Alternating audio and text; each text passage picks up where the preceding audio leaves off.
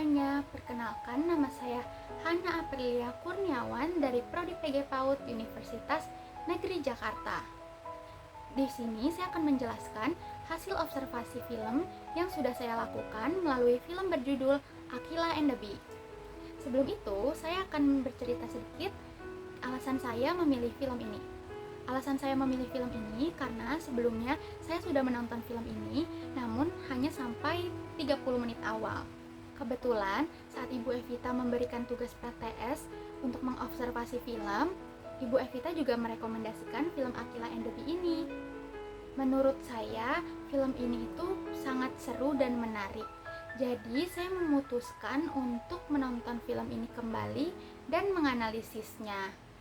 Film ini menceritakan tentang seorang anak bernama Akilah Anderson yang berusia 11 tahun.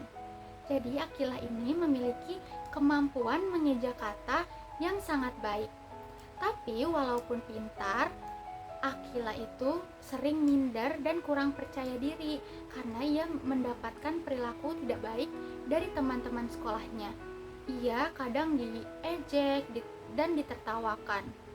Suatu hari, ada salah satu gurunya bernama Ibu Cross yang melihat potensi Akilah ini. Dan Ibu Cross menyuruh Akilah untuk mendaftarkan dirinya ke perlombaan mengeja kata yang akan diselenggarakan oleh sekolah.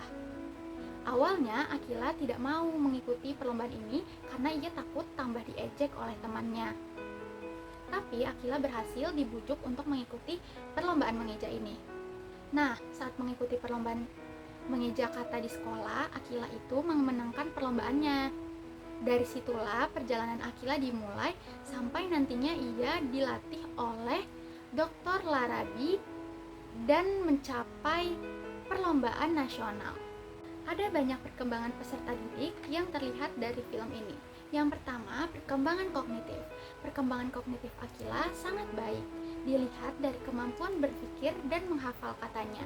Nah, dilihat dari adegan ini, Akilah ini sedang menuliskan kata baru yang ia temukan dan mencari makna dari kata tersebut. Hal ini itu menunjukkan bahwa Akilah memiliki rasa ingin tahu yang cukup tinggi dan semangat belajar yang baik. Yang kedua ada perkembangan sosial. Pada awalnya, Akilah ini sulit untuk berinteraksi dengan teman-temannya. Di sekolah, ia hanya memiliki satu teman dekat yang bernama Georgia. Nah, pada adegan ini dan ini, itu Akilah ditertawakan dan diejek oleh temannya. Hal tersebut itu menyebabkan Akilah jadi takut menunjukkan kemampuan yang ia miliki. Tapi perkembangan sosial Akilah mulai membaik ketika Akilah diajak berkenalan dengan salah satu peserta lomba yang bernama Javier Mendes. Javier ini sangat baik kepada Akilah. Dia itu dari awal sudah memberikan semangat dan motivasi kepada Akilah. Dari situlah Akilah merasa diterima oleh lingkungannya. Yang ketiga, perkembangan emosional. Akilah sering merasa gugup dan tidak percaya diri. Bahkan salah satu alasannya tidak mengikuti perlombaan mengeja kata adalah karena Akilah takut berdiri di depan banyak orang.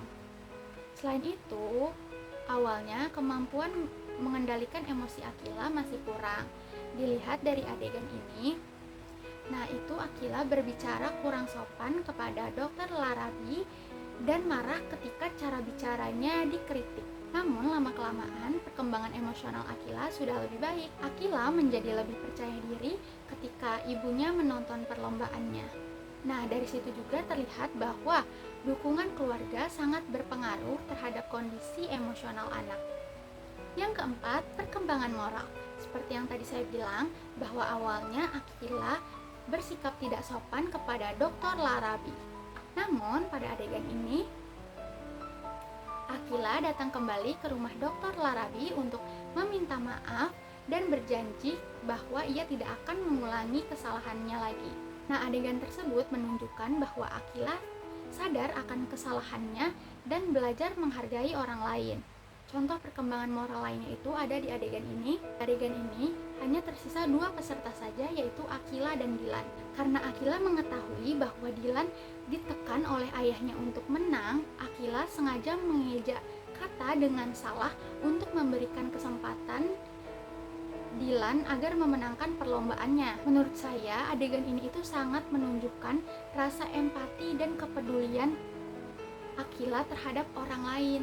Dikaitkan dengan beberapa teori perkembangan, film ini cocok dengan beberapa teori. Yang pertama, teori perkembangan kognitif dari Jean Piaget.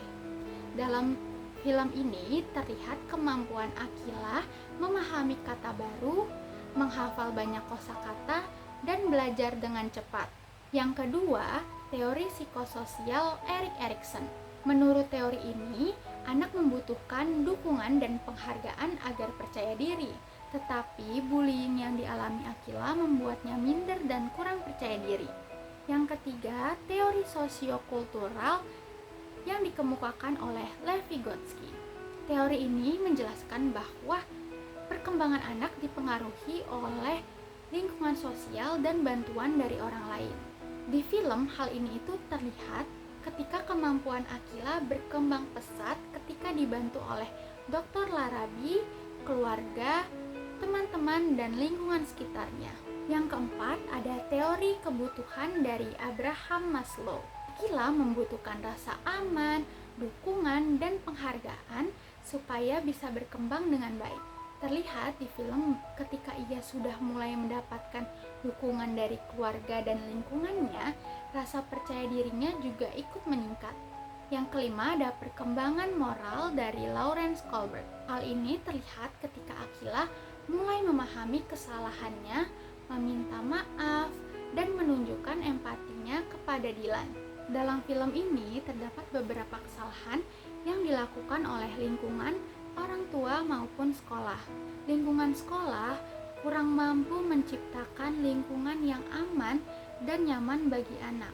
Karena bullying yang terjadi pada Akila dibiarkan begitu saja. Selain itu, ibu Akila yang sempat tidak mendukung potensi dan minat Akila karena ia takut Akila gagal. Nah, hal tersebut berdampak terhadap perkembangan Akila. Akila menjadi minder, kurang percaya diri, takut menunjukkan kemampuannya, dan merasa tidak diterima oleh lingkungannya. Bullying yang diterimanya sangat mempengaruhi perkembangan emosional dan sosial Akila. Ia bahkan beberapa kali menolak keras dan menyerah mengikuti perlombaan karena takut diejek dan ditertawakan. Sebagai guru, seharusnya sekolah dan guru harus menangani kasus bullying yang terjadi pada Akila agar Akila merasa aman dan nyaman di lingkungan sekolah. Guru juga perlu memberikan dukungan, motivasi, dan kesempatan kepada anak untuk mengembangkan masing-masing potensinya tanpa perlu takut dijudge oleh orang lain. Nah, selain itu, komunikasi antara orang tua dan guru juga sangat penting untuk membantu dan memahami kebutuhan perkembangan anak. Nah, guru juga sebaiknya melakukan pendekatan yang sesuai dengan karakter peserta didik, seperti yang dilakukan oleh Dr. Larabi. Pada adegan tersebut, ia menemukan cara Akila mempertahankan fokusnya dengan baik. Jadi, Dr. Larabi mengajarkan Akila dengan metode belajar yang cocok untuk Akila. Dengan begitu, peserta didik dapat berkembang secara optimal baik dari segi akademik maupun emosionalnya. Jika saya nanti jadi guru, saya ingin menjadi guru yang bisa memahami semua kondisi peserta didik saya, mengetahui semua potensi yang dimiliki oleh peserta didik saya, memberikan dukungan, dan membantu mengembangkan potensi yang dimiliki oleh semua peserta didik. Saya harap juga saya dapat mengerti bagaimana cara semua peserta didik saya belajar dan menyesuaikan pembelajaran yang baik untuk mereka. Sekian penjelasan dari saya, kurang lebihnya saya mohon maaf. Terima kasih sudah menonton. Dadah!